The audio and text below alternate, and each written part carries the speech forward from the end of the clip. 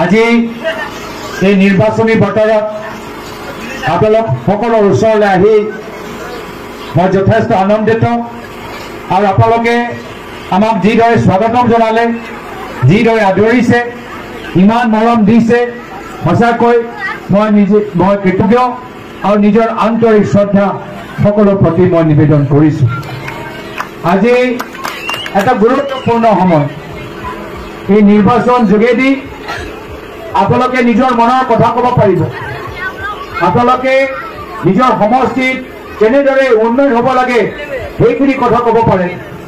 আপোনালোকৰ কি অভাৱ কি সমস্যা সেইখিনি ক'ব পাৰে এয়া হৈছে সময় নহ'লে নিৰ্বাচনৰ বাহিৰে আপোনালোকে ক'ত নিজৰ সমস্যা ক'ব পাৰে নিৰ্বাচনৰ সময়ত বিধায়কসকল আহে আপোনালোকৰ ওচৰলৈ আহে আৰু বিধায়কক বা বিৰোধী দলক আপোনালোকে নিজৰ ক্ষোভ প্ৰকাশ কৰিবলৈ এটা সুযোগ পায় কিন্তু যদি আপোনালোকক বাধা দিয়া যায় যদি আপোনালোকক সভা যাওঁতে বাধা দিয়া যায় তেতিয়া আপোনালোকৰ নিজৰ কথা ক'ত ক'ব আপোনালোকৰ নিজৰ সমস্যা ক'ত ক'ব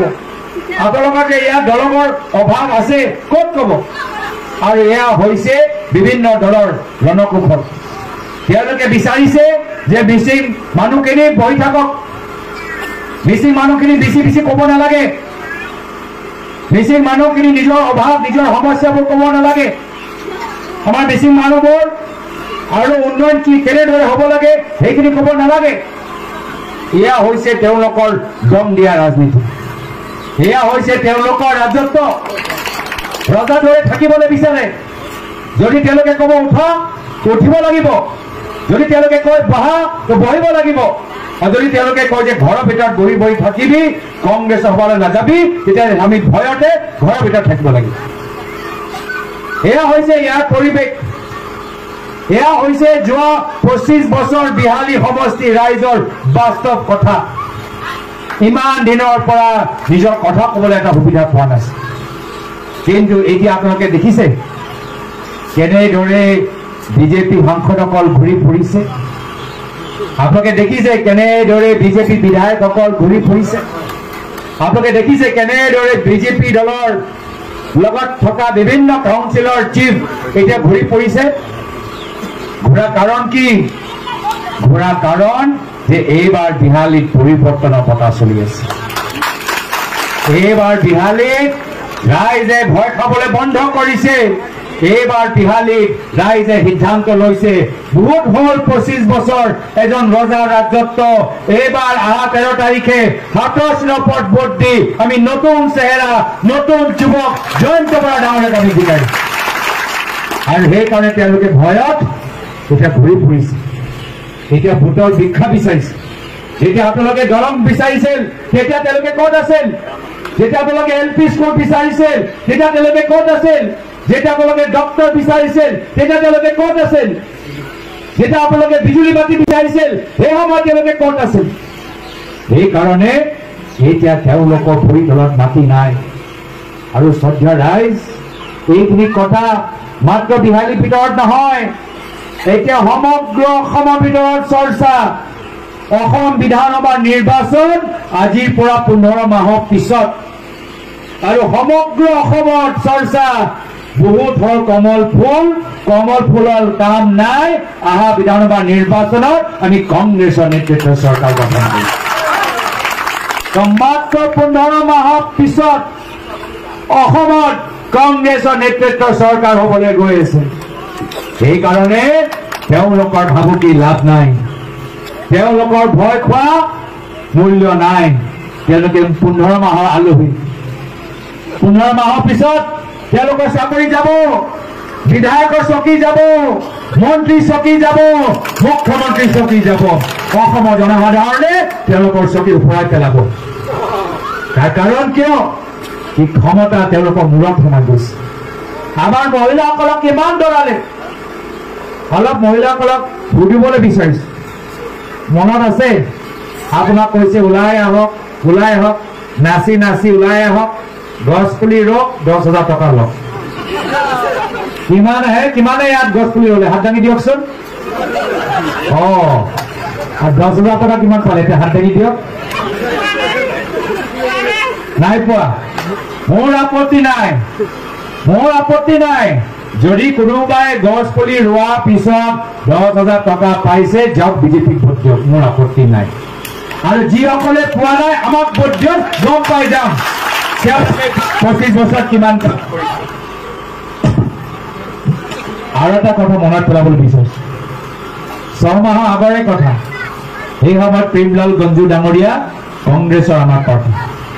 এই সময়ত একে আজি যিদৰে বাধা দিছিল লোকসভা নিৰ্বাচনত একে বাইদেউ ক'ত গৈছে কংগ্ৰেছ সভালৈ গৈছো কিয়নো যাব লাগে আহক আমাৰ বিজেপি সভালৈ আহক আমি ফৰ্ম পেলাই আছো কি ফৰ্ম পেলাই আছে আহকচোন আহক 4 ঘণ্টা বহক ৰাহুল গান্ধী আহিছে যাব নালাগে প্ৰেমলাল গঞ্জু আহিছে যাব নালাগে 4 ঘণ্টা বহক ফৰ্ম সহি কৰক আৰু সহি কৰাৰ পিছত কি হ'ব বাইদেউ সহি কৰাৰ পিছত আপুনি লখপতি বাইদেউ হৈ যাব লখপতি বাইদেউ এতিয়া কিমান ইয়াত ফৰ্ম সহি কৰিছে হাত দাঙি দিয়কচোন এতিয়া লাঞ্চ কৰিছে জানে যে ইয়াৰ পিছত মই কি কৰিম গম পাইছে যিমানে লখপতি বাইদেউ ফৰ্ম সহি কৰিছে এগৰাকী মহিলাই লখপতি বাইদেউ হোৱা নাই হয় না নহয় এজনো মহিলা লখপতি বাইদেউ হোৱা নাই এতিয়া মানুহখিনি যিখিনি আমাৰ অলপ সভালৈ চাবলৈ আহিছে এতিয়া পলাই গ'ল অলপ ফটো তুলিবলৈ মানুহখিনি আহিছিলে এতিয়া এইখিনি কথা শুনি পলাই গৈছে যেতিয়া তেওঁলোকে আহিব সুধিব এই মোৰ 10,000 টকা ক'ত মোৰ লখপতি বাইদেউ ক'ত কি কৈছিল আপকি বাৰ পৰিৱৰ্তন কি পৰিৱৰ্তন হ'ল কংগ্ৰেছৰ চিলিণ্ডাৰ 450 টকা পৰা বিজেপি চিলিণ্ডাৰ হৈ গ'ল 1250 টকা এয়া হ'ল পৰিৱৰ্তন এতিয়া বৰ্তমান চৰকাৰ ধাৰ মাৰিবলৈ পইচা নাই হিমন্ত বিশ্ব শৰ্মা ডাঙৰীয়া জোৰ জবস্তি কৰি দুখীয়া মানুহৰ ঘৰৰ ওপৰত স্মাৰ্ট মিটাৰ লগাই আপোনালোকৰ পৰা পইচা তুলি নিজৰ ধাৰ মাৰিবলৈ বিচাৰিছে এয়া হৈছে কমলপুৰ এতিয়া লাহে লাহে আন্ধাৰ হ'ব ঠাণ্ডা বতৰ আহিব ঠাণ্ডা হ'ব মনত পেলাওক যেতিয়া কংগ্ৰেছৰ চৰকাৰ আছিল প্ৰায়তো তৰুণ গগৈদেৱৰ চৰকাৰ আছিল এই ঠাণ্ডা বতৰত বিনামূল্য কম্বল বিতৰণ কৰা গৈছিল মনত পেলাওক যেতিয়া আপোনালোকৰ হস্পিটেলত ছোৱালী জন্ম লৈছিল তৰুণ গগৈ চৰকাৰ দিনত 5,000 টকা পাইছিল মনত পেলাওক যেতিয়া আপোনালোকৰ গাঁৱৰ ল'ৰা ছোৱালী মেট্ৰিক পৰীক্ষাত 2nd ডিভিজন পাইছিল বিনামূল্য টেবলেট তেওঁলোকে পাইছিল 1st ডিভিজন পোৱা ল'ৰা ছোৱালীবোৰ বিনামূল্য লেপটপ পাইছিল আৰু আজি কি হৈছে আজি তেওঁলোকে গাঁৱৰ ভিতৰত সীমান্ত অঞ্চলত থকা LP স্কুল ME স্কুলবোৰ বন্ধ কৰিছে গাঁৱৰ ভিতৰত চৰকাৰী স্কুল বন্ধ কৰি তেওঁলোকে মদৰ দোকান খুলিবলৈ আৰম্ভ কৰিছে আমি কথা দিছো ৰাইজ 15 মাহৰ পিছত কংগ্ৰেছৰ চৰকাৰ হ'ব আমি গাঁৱৰ ভিতৰত মদৰ দোকান বন্ধ কৰিম আৰু চৰকাৰী স্কুল কৰিম আজি আমাৰ সীমান্ত অঞ্চলৰ যি গুৰুত্ব দিব লাগে গুৰুত্ব দিয়াই নাই আংগনবাড়ী কেন্দ্ৰ আশা কৰ্মীসকলক শিক্ষকসকলক যি সন্মান দিব লাগে সেই সন্মান দিয়া নাই উচ্চ শিক্ষাৰ ক্ষেত্ৰত যিমান জোৰ দিব লাগে জোৰ দিয়া নাই আমাৰ যেতিয়া কংগ্ৰেছৰ চৰকাৰ আছিল আমি শিক্ষা আৰু চিকিৎসাৰ ওপৰত জোৰ দিছো আমি আশা কৰ্মী আংগনবাড়ী কৰ্মী শিক্ষকসকলক সন্মান দিছো যেতিয়া আমাৰ চৰকাৰ নাছিলে আজিৰ পৰা 25 বছৰ আগত 2001 চনত যেতিয়া আমাৰ চৰকাৰ নাছিল তাৰ আগত অগপা চৰকাৰ আছিল শিক্ষকসকলে দৰমহাই পোৱা নাছিল শিক্ষকসকলক আন্দোলন কৰিবলৈ হৈছিল কিন্তু যেতিয়া আমাৰ কংগ্ৰেছৰ চৰকাৰ আহিলে শিক্ষকসকলে সন্মান পালে শিক্ষকসকলে দৰমহা পাবলৈ আৰম্ভ হ'ল এতিয়া আকৌ একে পৰিস্থিতি বিজেপি অগপক শিক্ষকসকলক সন্মান দিয়া নাই শিক্ষা ক্ষেত্ৰত গুৰুত্ব দিয়াই নাই আৰু সেইকাৰণে তেওঁলোকৰ ওচৰত এটাহে বিকল্প ভয় দেখাবলৈ আহিছে আজি তেওঁলোকে কাম কৰা নাই কিন্তু বিজেপি দলৰ সাংসদসকল বিধায়কসকল আহি আমাৰ মহিলাসকলক দম দিবলৈ আহিছে খবৰদাৰ কংগ্ৰেছ সভালৈ গ'লে 2,000 টকা অৰুণোদয় আঁচনি নাপাবা ইমান সাহস ক'ৰ পৰা পালে আমাৰ মহিলাসকলক দম দি এনেকে কথা ক'বলৈ ইমান অধিকাৰ বিজেপি দলক কোনে দিলে এই দম দিয়া ৰাজনীতি আৰু নচলিব ক্ষমতা তেওঁলোকৰ চকীত নাই ক্ষমতা আপোনালোকৰ আঙ্গুলিত আছে আহক আমি সকলোৱে 13 তাৰিখে হাতশিলপত ভোট দি জয়ন্ত বৰা ডাঙৰীয়াক জিকাই তেওঁলোকৰ অহংকাৰ আজি ভাঙি দিয়ে। আজি সত্য ৰাইজ জয়ন্ত বৰা ডাঙৰীয়া কোন? এজন স্থানীয় মানুহ,